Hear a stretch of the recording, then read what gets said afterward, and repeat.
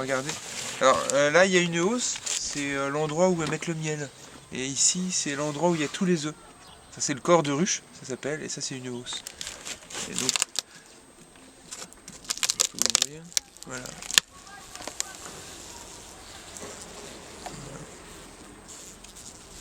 Les abeilles, comme vous savez. Qu'est-ce que tu manges actuellement? Du miel.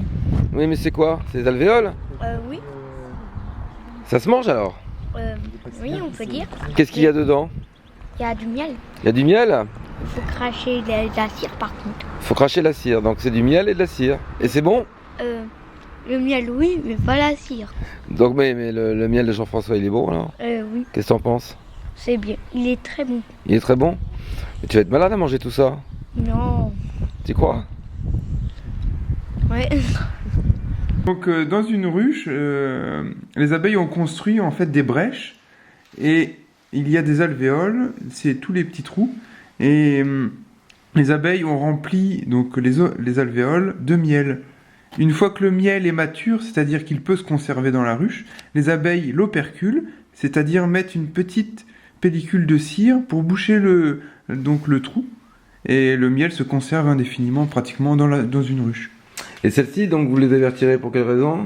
Parce que en fait, en début de saison, les ruches sont composées uniquement du corps de ruche et des fois ça mielle énormément et les abeilles construisent un peu partout dans la ruche de façon anarchique parce qu'elles amassent beaucoup de miel. Donc nous, notre rôle, c'est de mettre après des hausses, c'est-à-dire c'est des compartiments en plus au-dessus de la ruche pour permettre aux abeilles de stocker leur miel. D'accord. Voilà. Mais en fait, on ne sait pas le fin mot de l'histoire parce que les abeilles, pourquoi elles viennent apporter le miel dans les ruches? Donc c'est pour Ouais. constituer leur réserve, pour pouvoir vivre tout au long de l'année et surtout passer l'hiver. Donc c'est très méchant de leur prendre. Non, parce que là on est au début de saison, donc elles ont toute la période de mieler, c'est qui va d'avril jusqu'à fin août, pour constituer leur réserve. Donc si nous, on ne prend pas leur réserve, surtout en début de saison, les abeilles vont essaimer, c'est-à-dire que dans une ruche, les abeilles n'ont plus beaucoup de place, donc il y a la moitié de la colonie qui s'en va pour aller peupler ailleurs, et l'autre moitié reste dans la ruche et va reconstituer son cheptel comme ça. Donc vous avez beaucoup d'ouvrières. Oui. Comment vous les payez? En salaire, en droit d'auteur, En sirop. en sirop? Oui. Ah, et il y a. En fait, on est obligé de compenser. Il y a un syndicat d'abeilles, non? Non, pas du tout. Donc facile pour vous. Oui. On les exploite, mais Ouais. on fait très attention.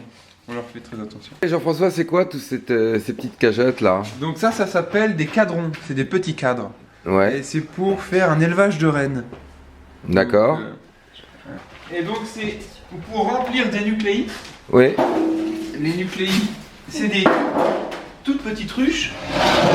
Voilà, c'est ça. Donc un nucléi, c'est pour élever des rennes. Et donc comme c'est petit, après on prélève la reine qu'il y a là-dedans et on introduit ça dans des grandes ruches de production de miel. Voilà, donc le D'accord. cheptel se refait comme ça. C'est vous qui les faites vous-même, comment? Non, non, Les ça- cadres sont achetés et moi je mets la cire. D'accord. Voilà. Donc ça sert. Pour renouveler le cheptel. D'accord. Donc vous les utilisez combien de fois par an finalement alors? Comme ça, on peut les utiliser 3-4 fois par an. On peut faire 3-4 rennes Ah oui, quand même. dans un nucléi. Donc voilà. C'est beaucoup de travail ça. Beaucoup de travail. Ça représente beaucoup de travail cette Oui. partie-là? Oui, oui. Et faut être, pour faire des rennes, surtout des bonnes rennes, faut être très méthodique, très soigneux. Il y a beaucoup de choses à respecter, beaucoup de règles. Ça veut dire que vous êtes très soigneux et très méthodique alors? J'essaye. J'essaye. Soit ça, donc ce ne sont pas des cadrons. Non, ce sont des cadres de corps de ruche. Donc, une fois étirés, les cires seront étirées et la reine va pondre dedans. Qu'est-ce que vous appelez étiré? Parce que, en fait, les abeilles étirent la cire de cette plaque-là pour Ouais. faire des alvéoles, comme on a vu tout à l'heure, D'accord. ou avant. Alors là, on est devant une partie de votre production. Oui. Alors on va peut-être reprendre un petit peu les choses à leur tout début. Donc les abeilles, pourquoi elles accumulent donc ce miel? Alors, nous, humains, nous leur mettons des ruches à disposition. Sinon, naturellement, dans la nature, comment elles procèdent? Bah, elles sont dans des cavités, dans des endroits généralement sombres, Qu'elles aménagent? qu'elles aménagent en effet. Comme les fourmis, un peu, en fait, finalement. Oui, un petit peu. On peut un petit peu faire un parallèle. Oui, un tout petit peu. Au niveau organisation, c'est une organisation collective. Et Ouais. il y a une reine, donc c'est, on va dire, la chef. La chef, C'est ouais. elle qui est la mère de toutes les abeilles. Elle va donner naissance donc à toutes les abeilles.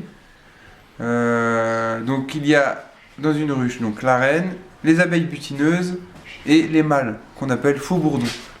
Ouais. Eux serviront uniquement pour la reproduction. Voilà, pour féconder les reines. Effectivement, c'est très organisé. Oui, Ouais. tout à fait.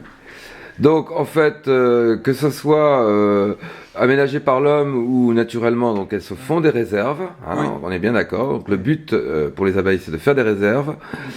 Et donc, vous intervenez comment? Donc moi j'interviens pour mettre à disposition aux abeilles, comment dire ça? J'interviens. C'est pas facile d'expliquer.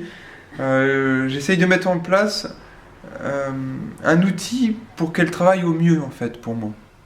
Ouais. C'est-à-dire, Et au mieux de la rentabilité. voilà, oui, pour que je puisse en vivre. Mm. Voilà. Alors, donc, ce miel, elle le dépose combien de fois par an? Donc on peut faire 3 récoltes par an, 3 à 4 récoltes par an. C'est pas beaucoup Non, à la fois non. pour un producteur, c'est vrai. Mm. Non. Mais nous sommes dans une région pas trop mellifère, donc c'est pour ça qu'on fait. Et pour quelle raison? On est plus en zone céréalière, Ouais. culture de blé qui ne donne Ouais, pas mais- du tout de miel. Oui, mais il y a toutes les fleurs. Les petites fleurs sauvages sur Ouais. le bord des champs ne suffisent pas à une colonie qui a plus de 50 000 individus. Elles vont sur les fleurs des jardins. Oui, ouais. tout à fait. Ouais. Mm. Mais alors moi, mon travail consiste à amener les ruches là où elles vont se sentir le mieux, dans les zones les plus mellifères du département. Parce que j'essaye de travailler uniquement dans le département, pour limiter mes kilomètres. Ouais. Sinon, vous aviez fait des tentatives en dehors du département? Non. Oui. Oui, vous l'avez Oui. fait. Ah, J'ai d'accord. fait mon miel d'acacia dans l'Essonne, Ah ouais. le département d'à côté. Donc, Pourquoi l'Essonne? parce que l'acacia, là-bas, les acacias donnent beaucoup de miel. Parce qu'il D'accord. faut un terrain type, plus sableux, les pieds dans l'eau, qu'on n'a pas beaucoup en Eure-et-Loire. Mm. Donc c'est uniquement Et pour si ça. c'est vrai qu'on a un terrain argileux. Voilà, argileux qui n'est pas propice pour ça. Après, on fait beaucoup de miel de colza ici. T'as des petites questions justement. Alors, elles vont aller butiner sur quel type de fleurs ici, là, comme, les ruches qui sont le plus proches de la ferme. Donc on a un miel qui aura... ça sera un miel toute fleur. Donc Ouais. Donc, à elles, l'heure actuelle, les pissenlits, tous les cerisiers, tous les fruitiers, tous les arbres fruitiers en ce moment. tous les arbres fruitiers. Oui. oui. Elles affectionnent, elles, particulièrement quoi? Toutes les plantes qui donnent du nectar ou du pollen. Ouais, mais est-ce qu'il y a une préférence de la part des abeilles par rapport à certaines fleurs? Oui, il y Elles a, vont, ouais, est-ce il y a qu'elles vont aller plus particulièrement sur certaines fleurs? Voilà. il y a des plantes qui donnent plus de nectar que d'autres, donc elles seront attirées vers ces plantes-là. Par exemple? En mielé de colza, par exemple, le colza attire beaucoup d'abeilles, parce que ça apporte beaucoup de miel pour la ruche. D'accord. Voilà. Donc elles vont un peu délaisser les fleurs à côté. Une fois que le colza a fini de fleurir, elles vont être obligées de trouver d'autres sources de nectar. Et là, Mais alors ça donne un parfum finalement, ça va donner un parfum plus appuyé sur le colza, plus prononcé sur le Voilà, colza, ouais. oui, Ouais. Mm. Et après on peut faire des études pour voir si c'est bien un miel 100% colza. Il y a des études qu'on peut faire. D'accord. sur- D'accord. Donc à l'heure actuelle, pour l'instant, c'est assez calme. Je dois surveiller les ruches, voir si elles ont suffisamment de nourriture, Oui. mettre des hausses, parce qu'en ce moment ça miele un petit peu. Mm. Donc, pour pas Quand vous qu'elles dites, dépassent. justement, on va peut-être être plus clair, quand vous dites mieler, ça vous couvre quoi cette fonction? Donc mieler, c'est une production de nectar de la part des plantes.